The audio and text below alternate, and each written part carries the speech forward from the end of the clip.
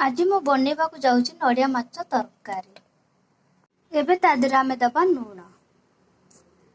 करे रे आमे पकेवा माछ। तो सब माछ को पकेदवा। तो सब माछ मु पके देइछि ताकू संपेड़वा पे छाड़ी दवा। तो मो माछ को उल्टे देइछि। तो आरो पट को आमे लाल हेबा को दबा। एबे आलू पके साला पर घांटी दवा।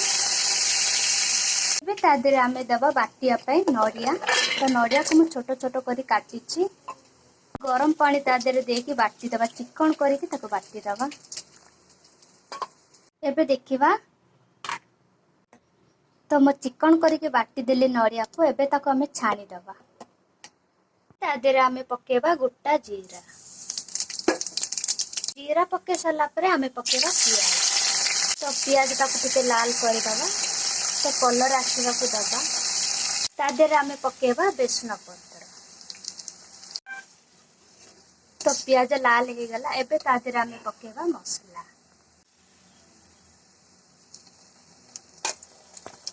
तो मसला पके साला पर टिके पटी दबा। एबे ता देहरे आमे सब मसला पके दबा। तो पके साला पर ताको टिके पटी दबा। तो मसला कषा हेबा को आसिलानी। ता देहरे आमे पकेबा आलू को। तो आलू पके साला पर ताको टिके कषिबा को दबा। तो कषा हेबा को आसिलानी। एबे ता देहरे आमे पके दबा। एबे ता देहरे आमे पके दबा नड़िया को बाटी की जो छाणी के रखिथिली। एबे ता देहरे मु पके देली। तो एबे नड़िया रस दे साला पर बहुत सुंदर भी दिसुची। ताको आमे किछि समय पर आलू को सिजेबा को दबा। देखिबा नड़िया माछ तरकारी सिजिला कि नाही।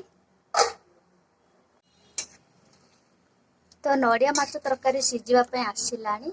एबे ता देहरे आमे पकेबा माछ। ता देहरे आमे सब माछ को पके साला परे ता देहरे आमे दबा तेंतुली पानी को बतरे के रखिथिली। तेंतुली पानी दे साला पर टिके घांटी दबा माछ को।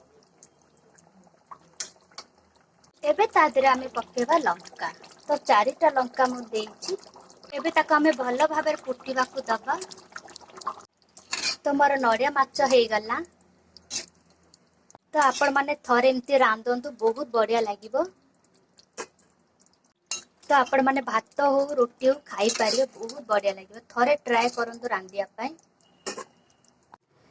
जदि मोर नड़िया माछ रंधा जदि भलो लागिला ताले आपण माने मोर चैनल को लाइक करंतु, सब्सक्राइब करंतु, कमेंट मध्ये लिखिकी जणांतु।